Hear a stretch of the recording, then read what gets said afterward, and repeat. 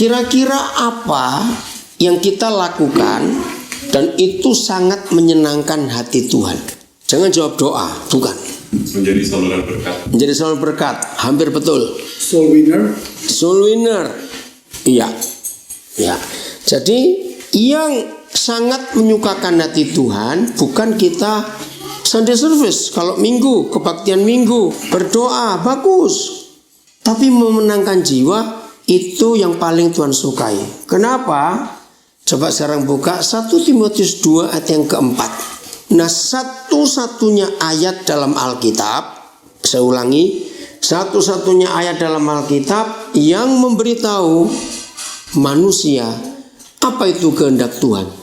Jadi nggak ada 2, nggak ada 3 kehendak Tuhan, cuma 1. Nah, kalau kita sebagai gereja, sebagai murid-murid Yesus, sebagai orang pilihannya, sebagai teman sekerjanya, 1 Timotius 2 ayat 4, mengerti ini, maka apapun juga yang kita buat tidak akan salah di hadapan Dia, karena itu menyenangkan hati Tuhan. Oke, mau baca bahasa Inggris, bahasa Indonesia silakan. Yuk, yang sudah dapat silakan. 1 Timotius 2 ayat 4. Ya. Yang menghendaki supaya semua orang. Nah, stop. Inilah satu-satunya ayat dalam Alkitab yang berkata apa kehendak Tuhan? Yang menghendaki. Apa yang dikehendaki? Bukan bangunkan gedung gereja. Bukan masuklah kamu sekolah teologi. Bukan. Tapi yang dikehendaki apa? Ayo baca. Orang yang diselamatkan. Yang menghendaki supaya semua orang, jadi nggak ada satupun, diselamatkan. Lanjut. Dan memperoleh pengetahuan akan kebenaran. Dan memperoleh, yang benar adalah pengenalan kepada atau akan kebenaran. Siapa itu the truth? I am the way. Siapa itu the truth? Siapa itu kebenaran? Tuhan Yesus. Jadi Papa tidak menghendaki supaya semua orang jadi Kristen. Tidak. Beda sekali. Saudara, saya ambil contoh Indonesia. Ya, kalau enggak, ini ada 2 orang yang pernah tinggal di Eropa, bahkan Carlo masih di sana, saudara tinggal di Australia, kita tahu. Kegagalan gereja yang sampai saat ini, kita lihat Eropa dulunya ngutus-utusan Injil luar biasa, sekarang hancur. Daerah-daerah Kristen di Indonesia, mulai dari Tanah Batak, Tanah Nias, ya sampai Toraja, Minahasa, Sangir, ya sampai ke Maluku, Ambon, NTT, Papua hancur kekristenannya. Sebab para misionaris dulu hanya diutus untuk menambahkan anggota gereja, yaitu baptisan. Masa itu sampai sekarang pun banyak hamba-hamba Tuhan merasa hebat kalau dia sudah baptis banyak orang. Nah, zaman itu uang misi nggak akan masuk kalau jumlah baptisannya berkurang. Nah, akhirnya di daerah-daerah Kristen itu orang dibaptis hanya karena memenuhi target, tapi nggak mengenal Tuhan. Maka itu di daerah-daerah Kristen adat istiadat masih campur. Jadi sinkritisme istilahnya. Kristen, tapi masih percaya ini percaya itu. Nah, karena konsep ini salah, tidak membawa orang mengenal kebenaran. Hanya dijadikan anggota gereja. Bahkan di daerah-daerah itu sampai hari ini ngeri. Mereka rebutan kapling-kapling. Ada kapling Protestan, ada kapling Katolik, ada kapling Baptis, kapling Advent, dan mereka perang sendiri. Ngeri sekali. Nah, ini kalau gereja tidak membawa orang mengenal kebenaran, hanya sekedar jadi Kristen dan dibaptis. Nah, tidak ada ayat lain di Alkitab yang memberitahukan kita apa kehendak Bapa kita. Selain apa tadi? Ayo baca. Dia menghendaki apa? Ayo baca lagi. Supaya semua orang diselamatkan, bukan dikristenkan. Beda sekali itu. Saudara, inilah yang kita harus cari, lakukan dalam kehidupan kita supaya kita ini berkenan kepada Tuhan. Saya percaya semua kita pasti senang berkenan kepada Tuhan. Nah, saya nggak tahu nanti sampai bagaimana, tergantung waktunya. Tapi ini konsep yang penting. Ya, gara-gara kebenaran ini sampai hari ini, ya tadi saya ketemu seorang hamba Tuhan yang di Sydney pasti tahu, Pendeta Stephen Tanuwijaya. Nah, dia minta untuk ketemu saya. Ini pertama kali saya ketemu. Padahal tahun 90-an lalu Ya, berapa kali saya ke Wesley Mission, dia jadi pendeta di sana. Nah, kami tukar pikiran. Tadi siang lama sekali bicara. Nah, ternyata dia punya pelayanan di Kellyville sini juga. Sebagian besar orang-orang Medan. Tahu nggak kamu? Ferry, di sini banyak orang-orang Medan. Nah, orang-orang Medan dilayani itu 70% bukan Kristen, mereka Buddha. Tapi mereka mau dengar firman. Nah, itu yang benar. Karena kalau hidup kita sebagai anak-anak Tuhan hanya sibuk untuk ngurus yang sudah Kristen, maka kita ini salah besar. Nah, kita lihat ayat berikut. Yesaya 49 ayat yang ke-6. Jadi sedapat mungkin kita harus menjangkau orang-orang yang belum kenal siapa Tuhan Yesus. Bukan dikristenkan. Ya. Udah Yesaya 49 ayat 6. Yuk silakan yang mau baca. Ayo siapa aja boleh. Yesaya 49 ayat 6. Terlalu sedikit bagimu hanya untuk menjadi hambaku. Ya, stop dulu. Mendengar kata terlalu sedikit bagiku hanya untuk menjadi hambaku. Nanti ya, stop dulu. Mendengar kata terlalu sedikit itu negatif atau positif? Sangat negatif. Apa di surga bicara tentang siapa? Yesaya 49 ini. Coba saudara lihat judulnya. Di Yesaya 49, saya nggak tahu kalau di smartphone mungkin ada ya. Ada 2 judul. Judul besar itu pasal 49 sampai pasal 55. Nah, Yesaya adalah satu-satunya nabi, ya, saya ulangi. Yesaya adalah satu-satunya nabi yang paling lengkap menubuatkan tentang Tuhan Yesus dari Maria mengandung oleh Roh Kudus sampai lahir, sampai pelayanan, sampai disiksa, disalib, mati, dibangkitkan, naik ke surga, sampai datang kembali ke dunia. Itu Yesaya paling lengkap. Maka itu kalau sudah membaca kitab Yesaya menarik sekali karena itu nubuatan Yesus. Nah, di pasal 49 sampai 55 itu semua tentang apa yang Tuhan Yesus buat selama di dunia. Dan hebatnya lagi, Yesaya itu ada 800 tahun sebelum Tuhan Yesus. Hebat bukan? Nah, ini luar biasa sekali. Nah, nanti kalau saudara pulang dari pasal 49 sampai pasal 55, pasal 53 itu pasal yang paling dahsyat. Paling dahsyat dari seluruh Alkitab. Paling dahsyat pasal 53. Nah, dari pasal 53 kitab Yesaya itulah orang Australia yang terkenal namanya Mel Gibson buat film The Passion of Christ. Itu dari Yesaya 53 itu. Dan itu luar biasa. Oke? Di sini ada seorang hamba Tuhan, perempuan. Namanya Ibu Pendeta Elizabeth Brookshaw. Saya kenal dia dari tahun 82. Sejak dia belum bertobat. Nah, dia ini adalah satu-satunya hamba Tuhan yang saya pernah kenal. Sering ganti Alkitab. Pertama dia nggak cerita. Karena saya lama tinggal di rumahnya tahun 88 itu sampai tahun 91. Loh, saya bilang, tante kok ganti Alkitab lagi? Ganti Alkitab lagi? Habis robek. Hah, robek kenapa? Saya pengen robek. Ini luar biasa kesaksiannya. Ternyata tiap kali hamba Tuhan ini baca Yesaya 53, dia itu pasti nangis dan basah bagian itu, maka itu robek dan harus ganti lagi. Nah, saya belum pernah ketemu ada hamba Tuhan seperti Yesaya 53 itu luar biasa. Jadi pasal besar 49 sampai 55 hamba Tuhan. Nah, lihat pasal tema kecilnya ayat 1. Apa temanya?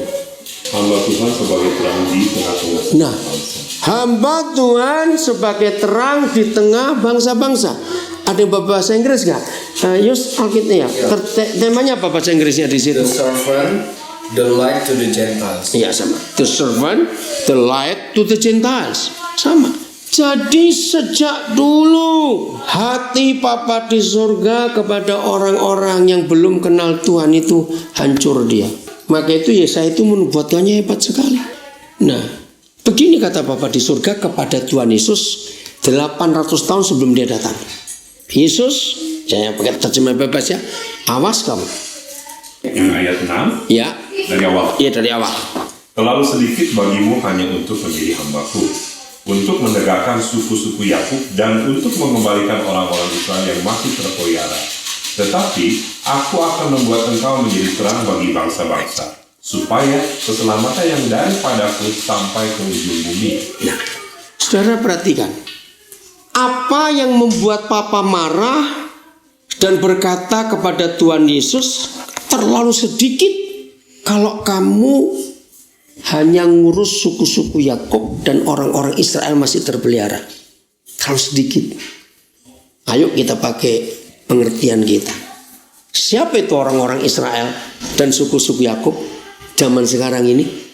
Itu orang sudah Kristen. Terlalu sedikit bagiku. Kalau kamu Yesus sampai di dunia nanti, ternyata yang kamu kerjakan hanya untuk ngurus orang-orang Israel, suku-suku Yakub yang mesti dipelihara. Nah, sebetulnya bukan tetapi, kata sambungnya. Padahal aku telah menetapkan kamu untuk pergi ke bangsa-bangsa bawa terang itu supaya keselamatanku sampai ke ujung bumi. Jadi pertanyaan Papa buat kita, catat ya. Dia nggak pernah tanya gini pada kita, berapa jam kamu berdoa sehari? Berapa hari kamu puasa sebulan? Enggak. Berapa banyak pasal Alkitab yang kamu baca? Berapa persembahanmu? Enggak. Berapa kali kamu kebaktian seminggu? Bukan. Yang Papa tanya adalah, dalam minggu ini, dalam bulan ini, berapa banyak orang yang belum tahu aku? Karena ketemu kamu, mereka jadi tahu aku. Ini pertanyaan Tuhan. Karena itu yang Dia kehendaki. Saudara, memang tidak perlu ya kita coba ketemu orang terus ngomong ayat, jangan, orang malah lari. Ya enggak, malah takut nanti orangnya. Tapi tunjukkan Yesus. Saya cerita di Brisbane. Saya punya beberapa anak di sana. Satu, dia supir taksi. Wah, ini kesaksiannya luar biasa. Ya karena saya sudah memotivasi dia. Jadi tiap kali dia dapat penumpang, dan kalau Roh Kudus gerakkan untuk saksi, dia cerita. Dia nggak nyebut Yesus, tanya kehidupan semua. Nah, suatu hari hal yang spektakuler buat dia adalah hampir jam 12 tiba-tiba ada telepon perempuan untuk menuju satu jembatan. Saya lupa jembatan apa di Brisbane. Nah, dia pikir pasti orangnya cari pub. Sini pub, ya bilangnya apa? Pub ya, oke. Terus dia bilang, anak saya ini, setahu aku situ nggak ada. Terus kamu mau kemana? Udah loh, pokoknya drop aku di jembatan. Begitu nyampe, ternyata dia pakai kursi roda sambil nangis perempuan. Ternyata dia mau bunuh diri, mau terjun. Nah, dia sebagai sopir taksi, dia nggak punya hak untuk ngelarang. Itu loh. Cuma di gimana ini? Oh, di situ dia mulai cerita. Ya, arti kehidupan, kenapa kamu segala macam. Tetap dia minta turun di situ. Nah, terus dia ngomong kalimat gini, oke, aku tungguin kamu. Jadi dia bantuin keluarin kursi roda. Aku tungguin, nggak usah bayar. Kalau kamu berubah pikiran, aku masih di situ. Aku antar kamu balik pulang, nggak usah bayar. Nah, maksud dia sambil dia nunggu, dia mau telepon polisi, gitu loh. Terus dia ngeliatin dari jauh. Ya nggak bisa lompat, nggak ada dia lumpuh, gitu toh. Gimana gitu loh? Wah, ini kesaksian luar biasa. Nah, akhir betul nggak jadi bunuh diri. Dia mundur, taksinya balik, nangis dia. Nah, kata ini yang baik. Aku ini nggak jadi bunuh diri gara-gara kamu care of me. Care, kata itu loh, saudara. Oke, baca dulu ayat ini. 2 Timotius 3 ayat 1 dan 2. Jadi mengenalkan kebenaran itu nggak usah pakai doktrin, dogma, nggak usah pakai tata cara gereja, nggak perlu. Coba perhatikan 2 Timotius 3. Nah, nanti saya lanjutkan. Dia suatu kali punya sopir orang India. Nah, hari itu dia nggak kerja. Nah, sopir cadangannya kerja. Udah. Nah, pas sopir ini jemput tamu di airport, ya. Nah, namanya sopir. Maka ada koper yang ditaruh di belakang mobil untuk naikkan bagasi. Rupanya ada penumpang lain yang taruh kopernya di dekat taksi itu. Dia lagi masukin barang ke mobil dia. Nah, sopir ini kan nggak tahu, dikira barangnya penumpang. Lah, penumpangnya memang lihat, itu bukan koperku. Ya tapi dia nggak ngomong, jangan kopernya sopir. Ya pokoknya kesana nggak tahu lah. Udah, sudah jalan berapa saat, dapat telepon dari perusahaan taksinya, dituduh bahwa kamu mencuri koper orang karena CCTV-nya ngelihat dia masukin. Dia kagetnya setengah mati.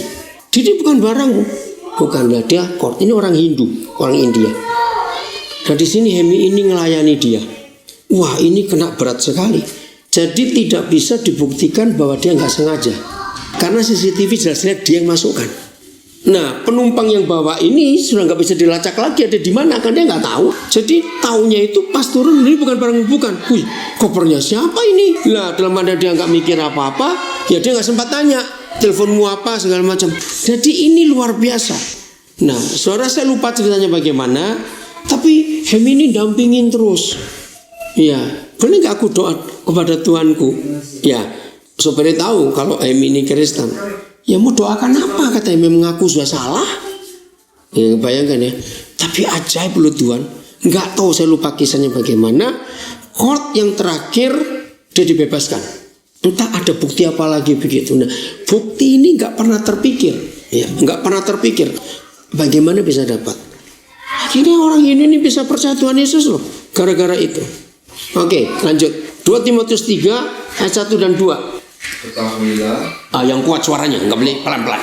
ketahuilah bahwa Ya. pada hari-hari terakhir akan datang masa yang sukar. Masa yang sukar sekarang ini, end time ya, akhir zaman masa yang sukar.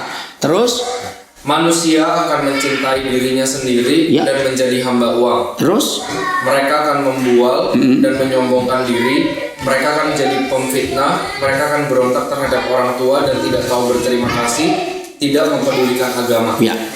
Nanti baca sampai selesai ya, ayat 7 nggak salah, ngeri.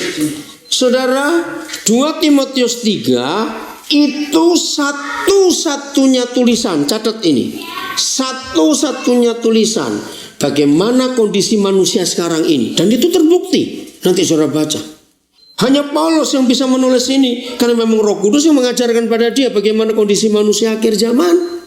Nah, kalau saya simpulkan satu kata yang tentang ayat 1, pada masa akhir akan terjadi masa yang sukar dan orang akan cinta diri sendiri dan jadi hamba uang. Ada yang punya bahasa Inggris ya? Bahasa Inggrisnya lebih bagus. Ya tolong bacakan. Pendeta Alex, saudara silakan. Ayat 3 ya. Ya, 1. Pasal 3 ayat 1. But understand this, that in the last days Last days. there will become times of difficulty, for people will be lovers of self, lovers of money. Ya, cukup benar. Lover of self and lover for money. Saudara, satu kata yang saya temukan dari ayat itu adalah satu kalimat. Maka itu sekarang ini di negara mana saja termasuk Indonesia, maka kita sering dengar orang berkata I don't care. Betul enggak? I don't care. Maka itu ketika gereja tampil dengan kata I do care, orang di jemaat Tuhan enggak? Loh, orang di jemaat Tuhan enggak? Pasti. Ketika orang gak peduli dengan orang lain, sibuk hanya ngurus diri sendiri, sibuk ngurus uang. Ketika kita care, orang berkata, kamu kok beda? Pasti begitu. Salah satu anak saya, namanya Eric, dia nurse. Ini kisah yang luar biasa. Saya gak kenal dia. Suatu hari saya di sebuah mall, ya, saya lupa mall apa di Brisbane.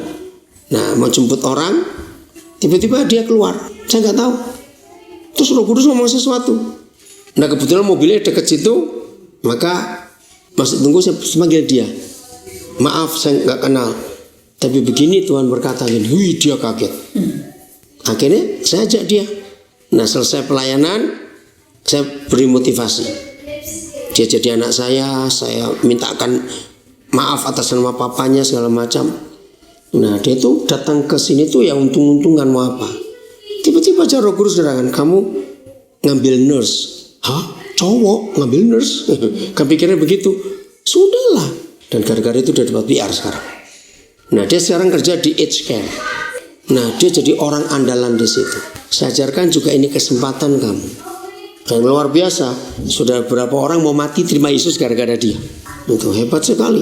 Bahkan berapa orang-orang tua itu milih, aku minta dilayani Erik.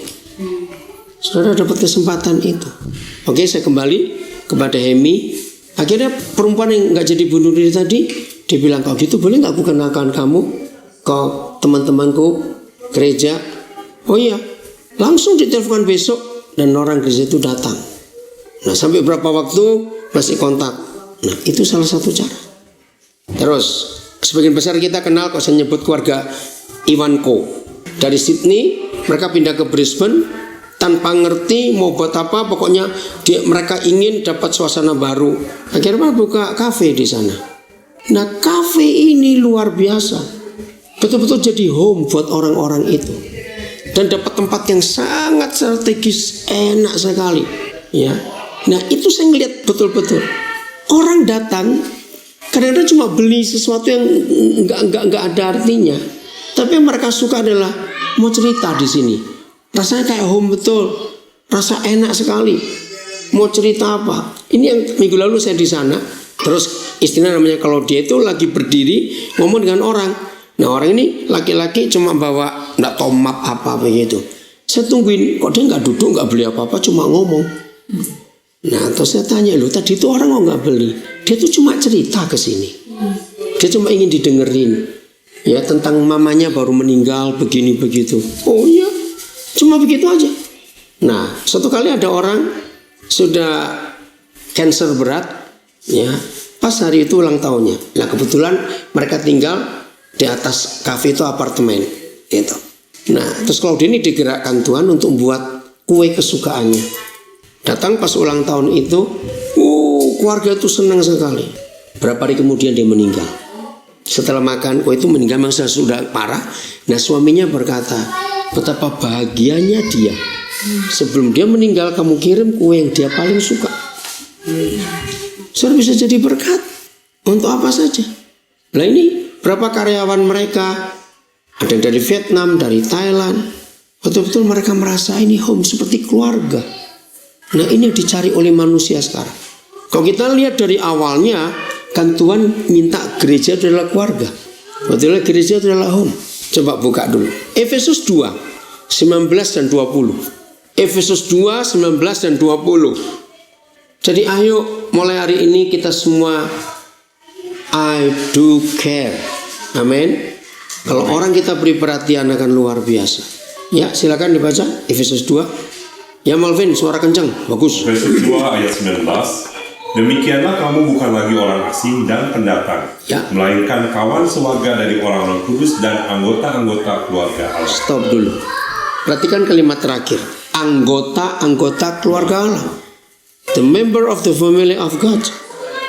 Kamu bukan orang asing, kamu bukan pendatang.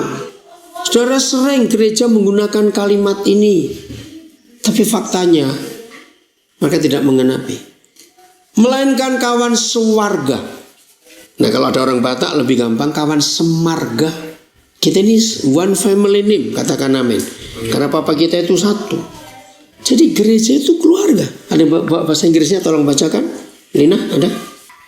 Therefore you are no longer outsiders, exiles, migrants, and aliens, excluded from the rights of citizen. But you now share citizenship with the saints, God's own people, consecrated and set apart from Himself. And you belong to God's own household. Belong to God's own household. Keluarga. Saudara, ini yang dunia perlu. Betul ya? Ini dunia perlu. Saudara perhatikan ya. Satu-satunya buku, catat ya. Satu-satunya buku yang menulis tentang kasih itu cuma Alkitab loh. 1 Korintus 13. Yang dunia banyak tulis tentang cinta. Beda loh. Loh, pernah sadar nggak saudara? Beda. Love and lust. Beda. Bahasa Ibrani adalah satu-satunya bahasa di dunia yang menyebutkan kasih itu dengan 4 kata yang berbeda. Ini luar biasa. Tidak ada bahasa manapun di dunia yang menyebutkan kasih dengan 4 kata. Yang pertama agape, agapau, ya. Lalu sudah lupa sekarang. Bukan. Yang kedua turun filio, keluarga. Terus yang ketiga storge. Keempat baru eros. Nah, eros ini cinta. Eros itu hanya boleh untuk suami istri, nggak boleh untuk yang lain. Nah, saya ulangi lagi, satu-satunya buku yang menulis tentang kasih itu cuma 1 Korintus 13. Hebat sekali. Las yang dipakai bukan untuk suami istri, catatnya pasti melukai. Catat itu. Beritahukan kepada banyak orang. Nah, ini yang dipakai oleh setan. Cinta itu pasti melukai kalau bukan suami istri yang pakai. Catat itu. Menghancurkan. Wih, dahsyat sekali saudara. 1 Korintus 13 itu. Nah, satu-satunya buku di dunia yang menuliskan who is love. 1 Korintus 13 mulai ayat 1. Who is love? Cari buku apa saja. Cuma Alkitab 1 Yohanes 4 ayat 8. God is love. Nah, ketika dunia berkata the greatest love story itu Romeo and Juliet, ngawur. Itu sad story. Akhirnya mati kok. Mau love story bagaimana? Betul nggak? Asia punya sampai kengtai. Sama. Itu sad story, bukan love story. Belum November tahun 85, Papa di surga itu suka iseng kepada saya. Dia suruh saya nanya banyak hal yang kadang-kadang, aduh, ini November 85, saya masih ingat betul.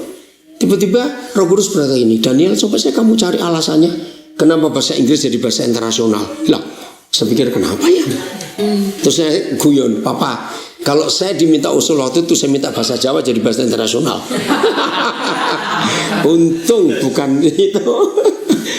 Akhirnya saya cari, nggak ada dia minta. Ya, wih, waktu saya selidiki saya kaget. Ada beberapa kata yang nggak dimiliki oleh bahasa lain oleh bahasa Inggris. 1, history. Apa jadinya kalau dunia nggak ada sejarah? Jadi apa yuk? Lu ngerti nggak? Bukan bodoh, nggak ada kita. History. Ternyata history itu 3 kata. His love story. Kisah kasih Papa kita. Yang luar biasa. Hebat sekali. History itu his love story. Jadi sejarah itu adalah kisah kasih Tuhan kepada kita. Berarti ya. Nah, satu kali, ini tahun 79, saya masih ingat. Tiba-tiba Roh Kudus nanyakan, kamu pernah mikir gak Daniel? Nah, ini saya tanya ini. Siapa pernah bertanya? Ya, kalau gak Roh Kudus gak ada orang mikir itu. Saya juga gak pernah mikir. Ayo, kalau kita gendong bayi, kepala bayi di tangan mana kita? Ayo. Walaupun gak kidal, tetap gak enak kalau gendong bayi kepalanya di tangan kanan. Ya. Apa Roh Kudus katakan? Daniel cari di Alkitab, kamu akan ketemu jawabannya. So, saya garuk-garuk kepala. Aduh Tuhan, ngapain saya cari gitu? Ya pokoknya percaya sudah. Tapi luar biasa loh. Suatu hari di tahun 79 bisa ketemu ayatnya. Di situ saya nangis betul-betul. Begitu telitinya Papa itu. Coba buka Kidung 2 ayat yang ke-6. Nah, Roh Kudus itu ajaib, saudara. Setiap kali saya dapat kebenaran, dia tunjukkan ilmiahnya. Berarti ya, ini luar biasa ilmiahnya itu. Oke, baca Kidung 2 ayat yang ke-6. Saya nangis betul. Oke, silakan. Kidung 2 ayat 6. Tangan kirinya ada di bawah kepalaku, ya. Tangan kanannya memeluk aku. Ya. Oke, lanjutkan tadi. Kak Melvin baca Kidung 2 ayat yang ke-6. Kidung Agung 2 ayat 6. Tangan kirinya ada di bawah kepalaku, pelan-pelan ya. Tangan kanannya memeluk aku. Wih, saudara, waktu dia tunjukkan saya menangis betul. Wow. Coba peragakan. Tangan kirinya di bawah kepalaku dan tangan kanannya memeluk aku. Gimana? Peragakan coba. Ayo peragakan. Iya, dipeluk. Wih, sampai-sampai kenapa begitu? Maka itu tidak ada di dunia orang bisa gendong anak di tangan kanan kepalanya. Nggak enak. Nah, tahun 81 bulan Juli, pertama kali saya ke luar negeri, diajak oleh pendeta di Sutanto, yang pendirinya JKI itu ya. Waktu itu ke Amerika, belum ada pesawat langsung. Saya naik British Airways, jadi pakai SQ turun di Singapura baru ganti. Harus nginep, dulu nggak bisa langsung tahun 81. Nah, ini belum lahir pasti itu. Oke, sudah. Iya. Nah, terus dia jalan ke Orchard Road. Itu pertama kali saya ke Singapura. Kampungan betul-betul kampungan, ya. Nah, terus sampai di satu toko ada iklan. Dari jauh tuh saya melihat bantal bayi, ya, baby's pillow. Terus ada tulisan agak kecil di bawahnya, dijamin bayi Anda gak akan nangis kalau pakai bantal ini. Saya betul, sombong betul, bantal apa itu? Saya deketin, Begitu dekat, nah itulah bantal bayi pertama yang saya lihat yang ada cekungannya di tengah itu. Oh, yang bolong. Nah bolong, tapi nggak cuma bolong, ternyata ada rekaman detak jantung. Jadi begitu kepala bayi nyentuh, langsung bunyi dek. Ditulis di situ. Satu-satunya suara yang didengar oleh bayi 24 jam penuh 9 bulan 10 hari itu detak jantung mamanya. Wih, saya nangis saudara. Itu ilmiahnya. Kenapa sebelah kiri? Karena jantung kita sebelah kiri. Nah waktu saya nangis Pak Adin deketin. Pak Adin ini luangnya hilangnya. Dia bilang, karena saya nangis di depan toko. Bilang enggak Pak Adin, saya nangis lihat ini ada apa. Nah waktu itu belum ada Alkitab yang di handphone, nggak ada handphone juga. Terus saya sebutkan, saya itu lagi belajar Kidung Gonggung 2 ayat yang ke-6. Kenapa ngendong bayi di tangan kiri? Pak Adin bingung juga. Begitu hebatnya Tuhan kita. Saudara, maka itu kita harus berani menyatakan kebenaran. Coba lihat, saya ngomong dikit ya, nyimpang, tapi bukan berarti nyimpang jauh. Alkitab itu buku begini. Di dalam sains, jurnal itu mutlak. Ngerti kata jurnal ya? Tulisan semua. Oke? Jurnal, tahu kata jurnal? Sebelum ada Google dulu, orang yang membuat master tesis, orang yang membuat doktor PhD disertasinya itu perlu waktu bertahun-tahun untuk meyakinkan bahwa ini tidak plagiat, tidak jiplak. Dengan adanya Google cuma perlu waktu berapa minggu aja karena semua data ada. Nah, Indonesia baru gabung dengan jurnal internasional itu 2013 yang lalu. Artinya semua perguruan tinggi Indonesia tidak boleh meluluskan master dan doktor sebelum dicek di jurnal. Apakah ada atau tidak yang sudah membuat ini? Ngerti maksudnya? Nah, dalam jurnal itu ditulis semuanya the oldest literature. Literatur tertua di dunia itu dimasukkan ke situ semuanya. Nah, saya perhatikan makin hari Alkitab ini selalu masuk. Contoh, tulisan tertua yang pernah ditemukan oleh manusia sampai hari ini tentang pola makan sehat itu kitab Musa. Jadi Moses ditulis itu. Seandainya nanti arkeolog menggali-gali tempat lain menemukan ada yang lebih tua dari itu, maka Musa harus turun. Masuk dia, ngerti nggak? Ini hukum internasional loh. Dan ternyata satu persatu apa yang ada di dunia ini Alkitab.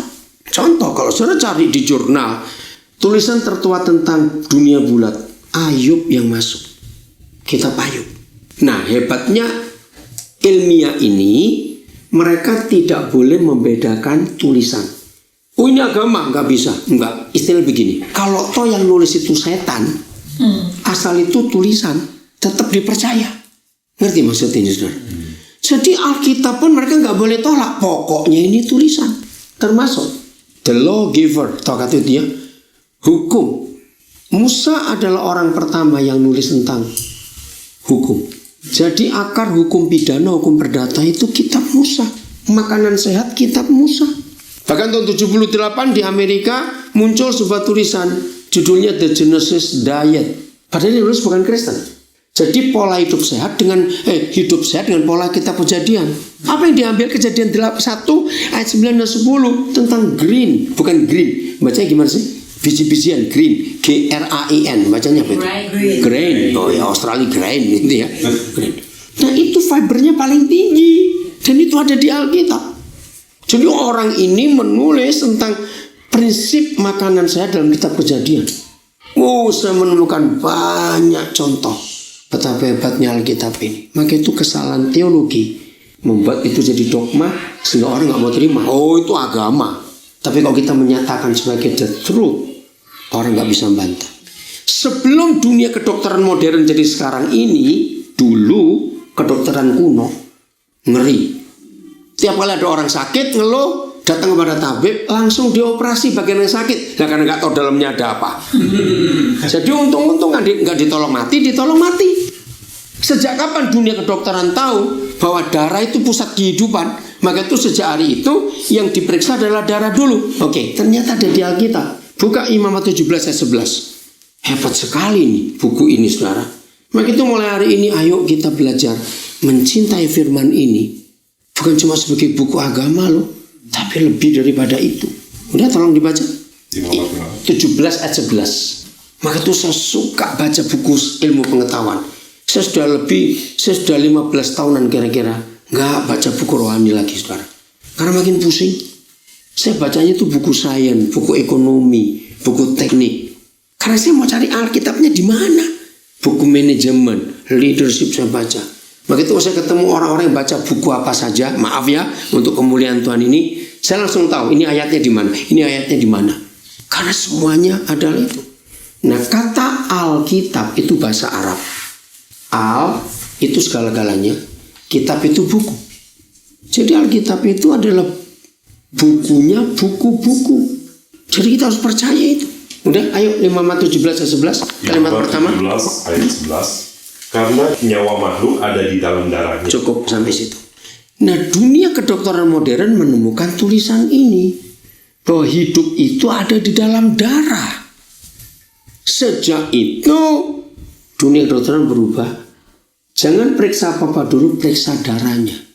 Nah, ini sebabnya.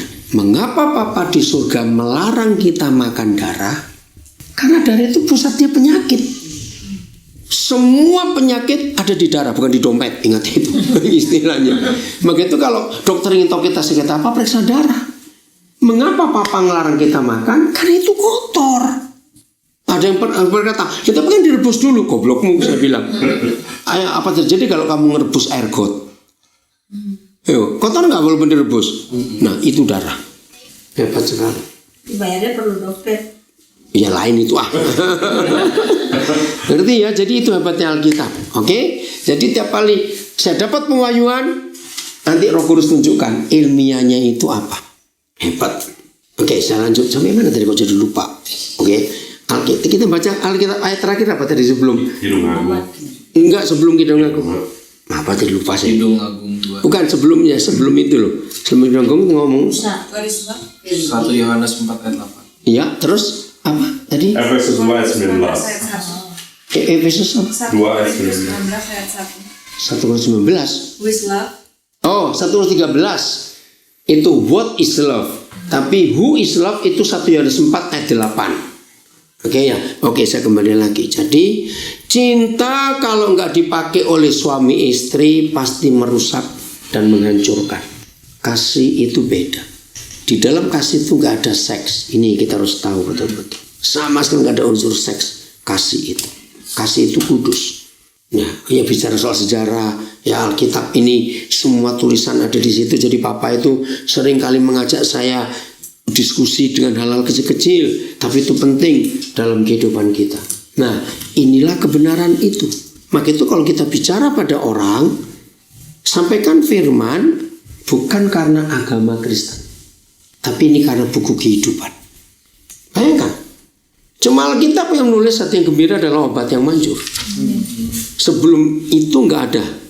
Nah, kira-kira 20 tahun terakhir ditemukan oleh para ahli, dokter khususnya, bahwa orang yang depres, yang stres, itu darahnya itu asam. Tahu ya? Bukan asam kecut, asam pokoknya. Nah, padahal kita ini harus base, basah, alkalin. Nah, darah yang asam itu warnanya nggak merah. Warnanya agak kecoklat-coklatan. Dan itu orang itu pasti sakit. Nah, maka itu untuk menyehatkan orang itu harus dibuat gembira. Nah, tapi gimana cara orang gembira? Hanya kasih Tuhan yang nyata. Dan dunia itu pun tahu itu. Orang kena kanker karena darahnya asam. Kalau darahnya asam, metabolisme tubuhnya itu rusak. Maaf, jangan tersinggung. Sepengetahuan saudara, laki atau perempuan yang lebih banyak kena kanker? Nah, kenapa? Karena perasaannya diganggu terus. Itu penyebab kanker. Stres, kecewa, depresi, ngeri sekali. Begitu orang gila nggak sakit-sakit. Betul nggak? Orang gila itu sehat terus. Karena nggak mikir apa-apa, nggak stres mereka. Oke, saya stop dulu. Ada yang mau tanya sampai sini? Jadi dunia itu perlu tahu kebenaran ini. Kalau ketemu kebenaran pasti ketemu Tuhan Yesus. Ayo, ada yang mau tanya? Sama melanjut? Ayo. Iya, kenapa sih? Tadi dikatakan bahwa kita tuh kotor. Kalau kena radikal bebas semua tidak boleh asam, ya. Ya. Terus bagaimana dengan transfusi darah? Ya. Sedangkan orang yang sakit itu Perlu. tidak diketahui yang memberi transfusi siapa. Ya. Menurut di Alkitab terus bagaimana? Justru transfusi darah pertama di dunia itu Tuhan Yesus. Darahnya ditransfusi ke kita. Itu transfusi darah pertama di dunia. Nah, transfusi darah itu penting untuk menyelamatkan. Maka itu kita yang sehat jadilah donor darah, karena banyak orang perlu. Nah, saya selalu menganjurkan orang Kristen jadi pendonor.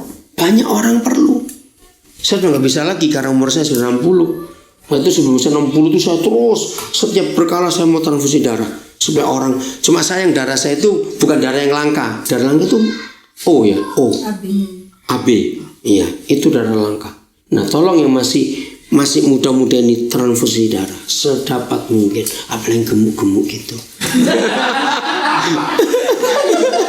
Habis ngeliatnya kesini terus kamu. Kenapa? Ya dibius dulu. Nah, serius, darah itu penting. Tolong, maka itu yang sehat ini. Kalau kita yang sehat-sehat suka transfusi, maka banyak jiwa tertolong. Dan itu penginjilan luar biasa. Rutin, tolong ya, yang masih muda harus rutin. Salah satu penyesalan saya waktu dekat umur 60, saya ngomong pada istri saya ngomong pada berapa orang, aduh setelah ini saya nggak bisa transfusi darah lagi. Biasanya sudah di atas 60 sudah nggak bisa gitu loh. Kalau sampai terpaksa sih katanya masih bisa. Jadi usahakan transfusi supaya kita menolong banyak orang. Nggak apa-apa kalau transfusi. Oke, ada yang lain lagi? Nggak ada, pulang. Ada? Oke, kita lanjut. Bagaimana cara kita nginjil? Suatu kali saya bertujuh, ya, berangkat dari Pontianak ke Jakarta. Dari 7 ini 4 orang ini belum pernah tahu Jakarta. Saya bawa anak dari pedalaman. Saya berangkat dari Kota Ngabang, itu Kabupaten Landak. Nah, saya tahu pesawatnya pagi. Waktu itu masih ada Batavia. Pesawat pagi jam 7. Jadi saya ngitung saya harus berangkat jam 2 dari Ngabang itu. Karena kurang lebih 4 jam. Hai, ternyata macet juga. Nah, karena ini budget airline jadi gak ada makanan. Langsung nyampe check-in, berangkat sudah. Nah, yang 6 ini kelaparan karena belum makan. Terus saya bilang, yang 2 tunggu barang, karena kamu sudah tahu Jakarta. Saya akan ajak yang 4 ini untuk cari makan dulu. Maka ada satu tempat makan yang buka. Yaudah, kami antri. Nah, pas saya lagi antri, di depan ada 2 orang sedang dilayani, jadi kami. Nah, kebiasaan saya sini kalau diam, saya bilang, Papa saya harus memberkati siapa ini. Selalu begitu. Saya ini kalau di bandara, di airport, lagi antri, ada tim yang nunggu, antri panjang, saya keliling dulu. Saya tuh cari orang yang wajahnya lapar. Saya tanya, ayo makan yuk. Mau itu cleanernya, tukang sapunya, tukang trolinya, apa itu bagian X-ray-nya, saya akan ajak makan. Itu kesempatan bagus. Karena saya mau ngomong pada mereka. Jadi di beberapa airport di Indonesia itu, khususnya Surabaya, Makassar, itu yang paling sering saya lewat, Biak. Itu warung-warung, kafe-kafe ya, restoran yang di bandara. Itu kalau lihat saya lewat pasti tanya, Pak nggak delay Pak pesawatnya? Kenapa tanya begitu?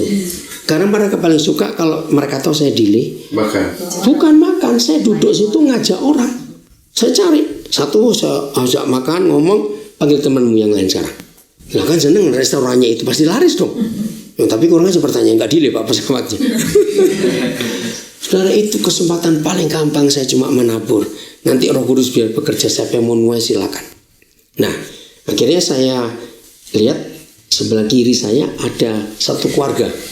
Suami istri dengan 3 anak lagi duduk makan. Nah, yang paling kecil laki itu pas dekat saya sini lagi antri. Terus saya tanya, apa yang saya harus buat? Tiba-tiba saya melihat anak ini mau buka botol minum. Lady masuk, Lady, nggak apa-apa Lady. Ayo sini, iya. Nah, udah. Situ otomatis. Langsung saya ambil botolnya, saya buka. Ya, saya buka. Ya, saya kembalikan lagi. Anak kecil bilang, Mace Om, gitu. Nah, saya Mace Om, gitu. Belum saya jawab, sama-sama gitu. Itu ibunya nyeletuk. Bapak orang Kristen ya. Pagi-pagi lo ini masih sepi bandara itu. Ya orang-orang yang denger noleh. Ibu ini mungkin kaget juga karena kok tiba-tiba nyeletuk. Nah, saudara, 4 orang yang saya ajak ini mereka bingung. Loh, kok tahu ngomong Bapak orang Kristen ya? Ayo saya tanya, Berarti yang ngomong ini Kristen atau bukan? Bukan, pakai jilbab dia. Nah dari situ saya terangkan kepada mereka berempat. Kasih itu cuma ada di Alkitab.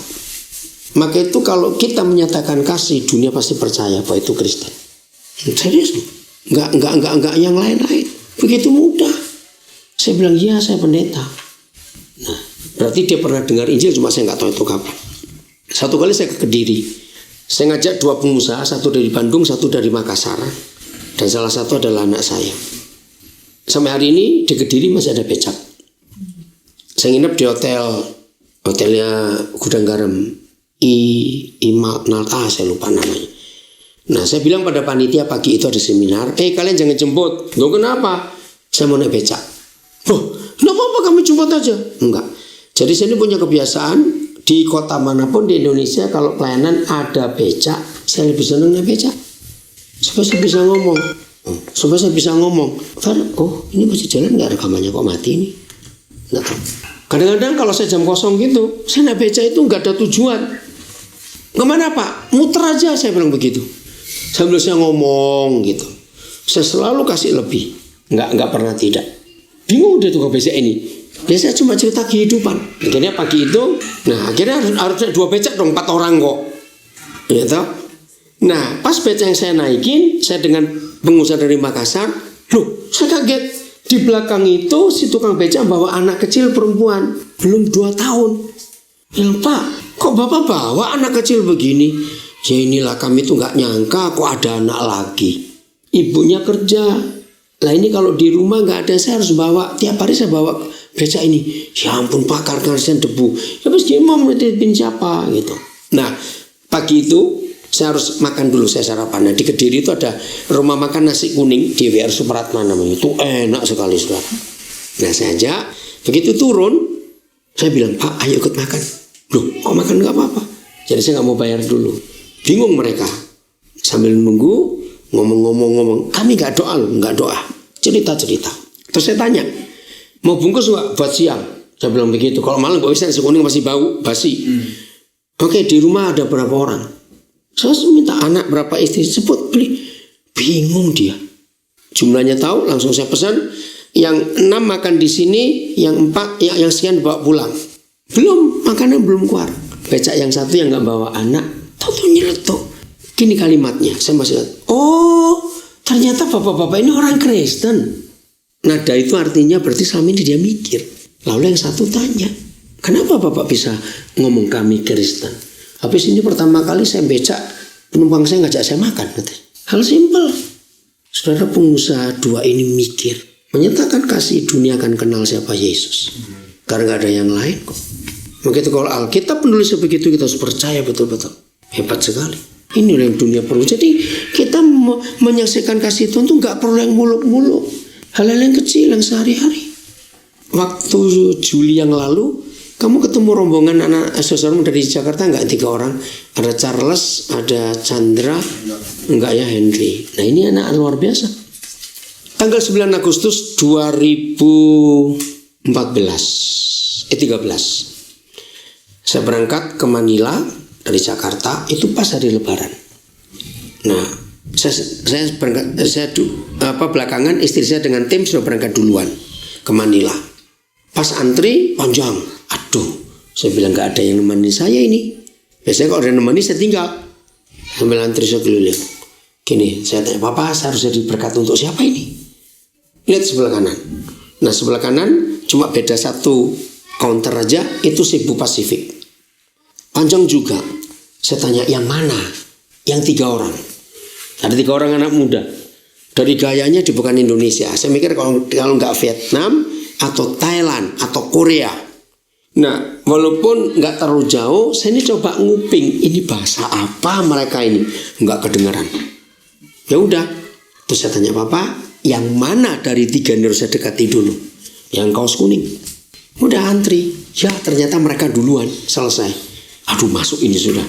Puji Tuhan, saya juga cepat selesai. Begitu saya masuk lewat imigrasi, saya cari mereka 3 ada di mana. Oh, ada di duty free. Saya makin yakin kalau mereka bukan orang Indonesia. Ngapain orang Indonesia ke duty free situ? Nah, saya pengen kencing. Pas di depannya itu ada toilet. Saya cepat-cepat kencing keluar. Sudah hilang. 3 orang ini hilang. Pas saya mau cari dikit berapa, boarding, ya sudah nggak ketemu. Nah ini pengalaman saya yang ketiga, saya itu doakan orang saya nggak pernah kenal. Jadi nama pun nggak tahu. Jadi yang baju kuning itu saya doakan sambil saya bayangkan wajahnya. Pokoknya siap Tuhan, ketemu kapan, di mana, keselamatan biar berlaku segala macam. Oh, terus gitu. Nah tanggal 9 itu hari Jumat, saya tiba hari Sabtu tanggal 10. Langsung pelayanan, Minggu, hari Kamis ada pelayanan di KBRI di Manila. Saya dijemput oleh pendetanya.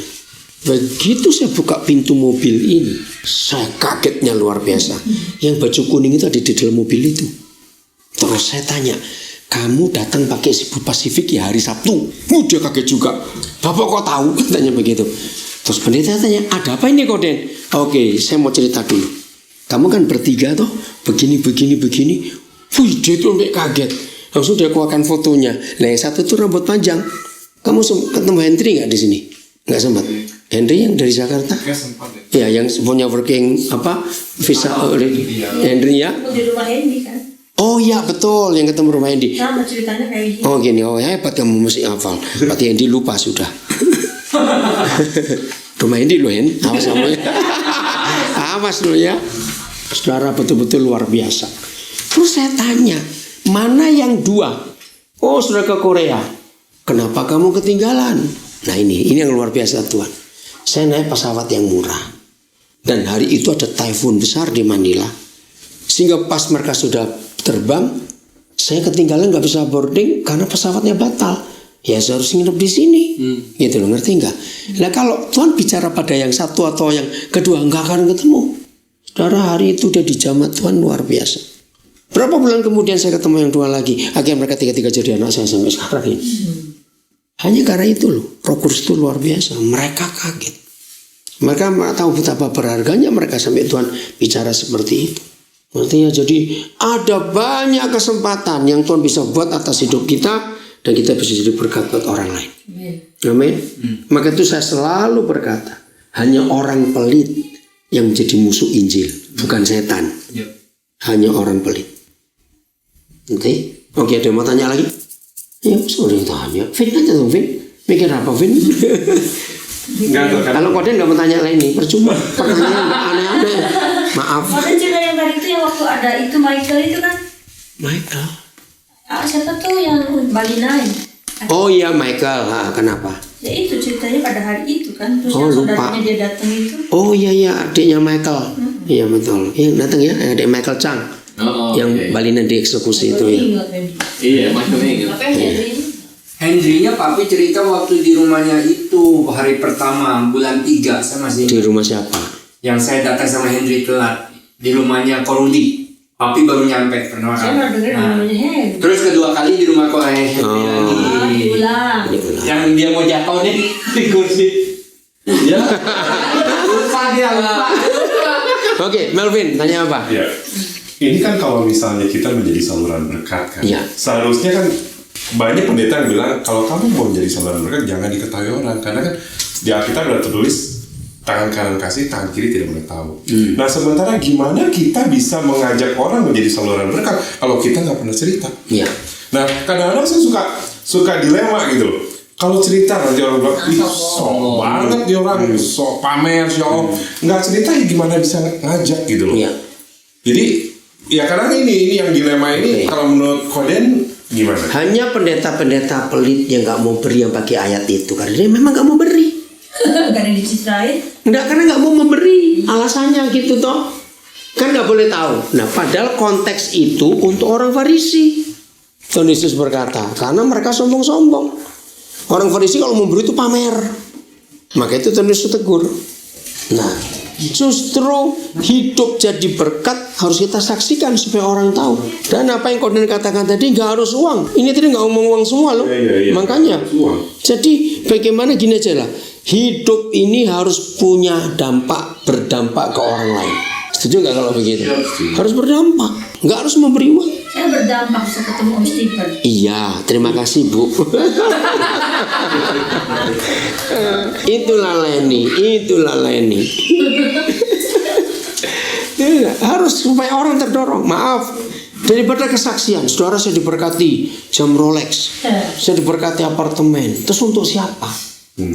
Betul nggak? Maaf, daripada dengar kesaksian cuma seperti itu saja. Hidup ini berdampak ke orang lain. Banyak orang Kristen kesaksiannya selalu diberkati. Nah ya, tapi untuk apa setelah itu? What next? Motivasi Iya, iya toh. Bagus cerita diberkati, kenapa tidak? Tapi untuk apa dan untuk siapa? Jangan lupa. ada kelanjutannya. Iya. Untuk apa dan untuk siapa? Oke, yang lain, ayo. Tim, mikir. Kamu harus saksi dong, Tim. Timothy ini luar biasa. Dia itu sudah diterima Fakultas Kedokteran di Gajah Mada. Dan jalur prestasi. Bus. Anak orang loh ini. Teleponin papanya, kamu digantung loh. Nah, jalur prestasi. Jadi masuknya nggak pakai tes segala macam. Tapi hatinya nggak di situ. Dia tuh ingin jadi berkat dengan cara yang lain. Dia tinggal ribut sama papanya. Nah, papanya itu teman baik saya jadi penengahnya. Yaitu di sini sekarang di sini dia lagi belajar untuk lebih hebat lagi, mau jadi entrepreneur. Belajar sama Ci Oong.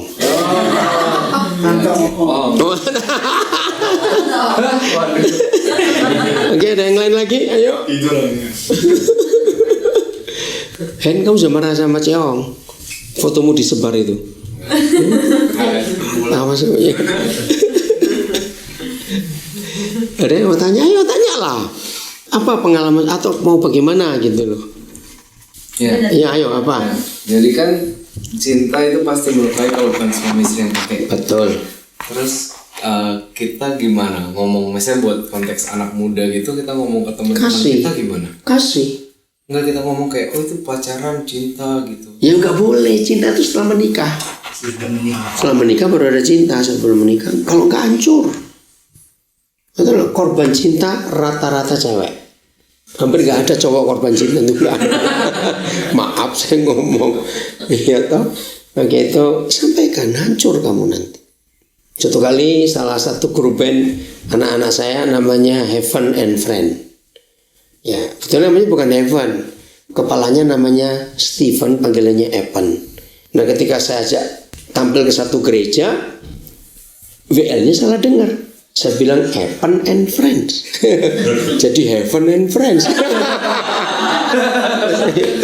Ya udah, sejak itu jadi Heaven and Friends. Pengarangnya salah satu personil namanya Ronald Pangemanan. Nah, album pertama yang mereka keluarkan ada 9 lagu, itu karangan mereka semua. Nah, salah satu lagunya adalah Cinta Harus Memiliki. Nah, saya sudah bilang pada Evan ini, judul album kalian harus Cinta Harus Memiliki, jangan yang lain. Nah, di Indonesia itu punya kebiasaan setiap album baru itu harus diputarkan di radio-radio yang besar-besar itu. Selama 2 minggu nanti pendengar akan milih yang apa. Wah, ternyata grup ini nomor 1. Dan betul lagu yang paling disenangi adalah Cinta Harus Memiliki. Ini lagu sekuler, tapi dalamnya isinya tentang kebenaran semua. Nah, akhirnya debat. Ya, masuk ke Facebook rame begitu. Karena bilang gak ada yang setuju, cinta tuh gak harus memiliki. Untuk apa? Tapi jadi hits gitu loh. Nah, karena itu banyak sekali pertanyaannya ke Facebook, mereka melibatkan saya. Pap, ini gimana, pertanyaan banyak sekali begini. Waktu saya baca, gila ini anak-anak muda ini nggak ada yang setuju. Nah, saya cuma iseng aja masuk gitu. Nah, jadi ikut debat jadinya karena saya bilang wah gawat ini, saya nggak bisa lama-lama begini. Saya doa apa beri saya satu hikmat untuk menyetop apa itu polemik ini. Tiba-tiba datang Roh Kudus hikmat. Beritahukan mereka, menikah itu tidak sama dengan orang beli sepatu. Wah, jadi stop dan wah cewek-cewek betul-betul teriak semua betul. Ingat loh. Ngerti nggak maksudnya? Nah, ini sulit kalau nggak ngerti. Saya juga kagum pada Roh Kudus. Apa hubungannya? Menikah itu tidak sama dengan orang beli sepatu. Ngerti nggak? Bukan. Dicoba. Kita nggak bisa titip orang, tolong belikan sepatu ukuran sekian. Nggak bisa loh. Itu harus dicoba. Nah, kalau cinta nggak harus memiliki, berarti kamu sedang mencoba.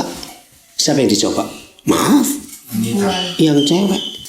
nggak cocok kembalikan ke tokonya. Itu nggak ada pemilikan, nggak, aku belum beli kok. Gitu loh.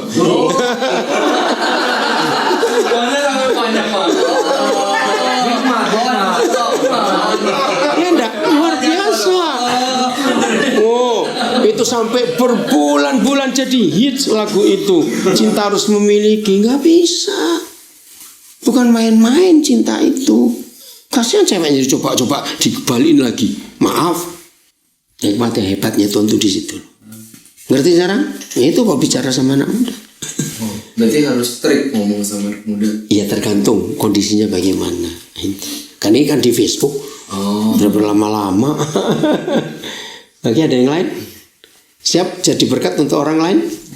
Jadi susah atau gampang menginjil, menyatakan Yesus itu? Gampang. Asal nggak pelit, itu aja. Asal nggak pelit. Pelitnya bukan soal uang saja, waktu. Seringkali kita berkata aku sibuk. Ini hari-hari ini saya lagi kontak seseorang. Ya 3 tahun yang lalu saya lagi nunggu taksi. Di depan saya orang ini nunggu taksi. Nah, lo harus ngomong sesuatu. Dia kaget juga. Ternyata 3 hari yang lalu itu kontak saya ini lupa. Bilang, papi masa lupa? Aduh, kapan kamu kontak terakhir? 3 tahun yang lalu. Berapa kali kamu kontak? Ya baru sekali itu. Iya gimana mau ingat? Nggak ingat betul. Nah terus dia kirim foto. Aduh kok saya nggak ingat kamu. Coba gini aja cerita. Waktu itu kejadian apa loh? Saya nunggu taksi, papi juga nunggu taksi. Papi di belakang saya. Terus papi ngomong sesuatu yang saya kaget. Dan memang itu masa lalu saya. Gitu. Lah kenapa terus kamu kok lama nggak ngubungi? 2 hari saya menghubungi, ternyata tulisannya hilang nomornya. Akhirnya saya ketemu papi di line cari nama. Bisa dapat. Ya udah kontak Muslim ini. Ini besok minta saya ketemu di Cengkareng. Karena dia ingin ketemu ada satu misal. Oke silakan. Nah itu cara saya ngeladeni mereka. Tanya Angel. Bu Ivan tanya, kenapa kok Salomon boleh punya istri banyak? Bukan boleh, dia mau. Iwan, bukan milih. Oh, kok boleh, bukan boleh. Anak Jawas kamu yang macam-macam. Bukan boleh, itu maunya dia sendiri. Tuhan nggak mau kok. Saya juga mau. Nggak mau kaya. Ini siomanya lagi. Cabenya pedes. Ini cuma milik ini. Karena Salomon belum ada siomay kayaknya. Sekarang Bu ada terjemahannya namanya siomay. Itu namanya lain. Yang lain tanya apa? Carlo mau ngomong apa sebelum berangkat balik ke Jerman? Cuma aja kan. Oke, nggak ada ayat terakhir. Jadi kasihan Tuhan ya saudara.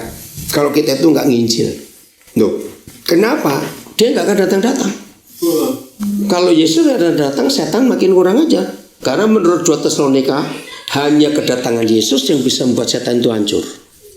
Coba baca dulu 2 Tesalonika pasal 3 ayat yang ke-8. 2 Tesalonika 3 ayat yang ke-8. Ya 2 Tesalonika Ya, 3 pasal 3 ayat 8. Pasal 3 ayat 8. 2 Tesalonika 3 pasal 8. Ayat 8 nggak ada. 2 Tesalonika 3. Iya ayat 8. Apa bunyinya coba? Dan tidak makan roti. Oh bukan. Berarti pasal 2. 2 Tesalonika 2 ayat 8. Ya, 2 Tesalonika 2 ayat 8.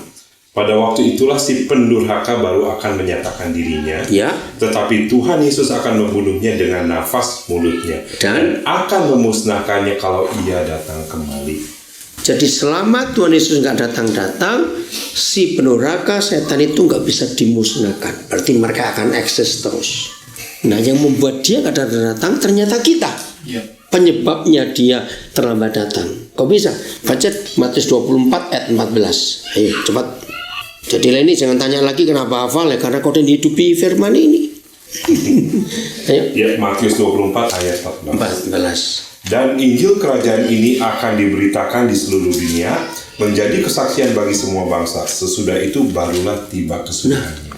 Sesudah itu barulah tiba kesudahannya. Kesudahan apa? Yesus datang. Sesudah apa? Sesudah kita memberitakan Injil kerajaan ke seluruh dunia menjadi kesaksian bagi segala bangsa. Jadi kita harus bersaksi. Nggak boleh tidak. Kalau enggak Yesus nggak datang. Maka itu satu kali saya tanya Tuhan, jangan aneh-aneh, saya bilang. Tuhan menyuruh menunggu kedatanganmu, kan begitu? Menunggu berjaga-jaga. Loh, yang ditunggu itu nggak tahu kapan datangnya.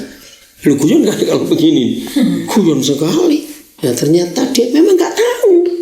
Karena waktunya tergantung kita. Kapan kita nginjil? Ayat terakhir. 2 Petrus 3 ayat yang ke-11. Yuk. 2 Petrus 3 ayat 11. Jadi, jika segala sesuatu ini akan hancur secara demikian, betapa suci dan salehnya kamu harus hidup. Yaitu ayat 12.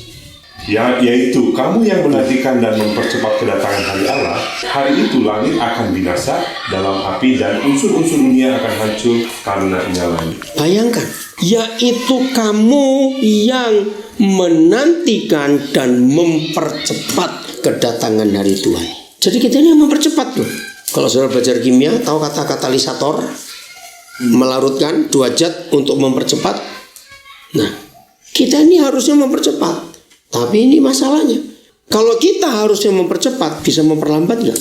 Bisa. Nah, itu yang kita buat. Gereja memperlambat. Maka itu udah nggak datang. Jemput aja tah. Jemput, ya bisa jemput. Lady jemput dulu. Jangan dulu.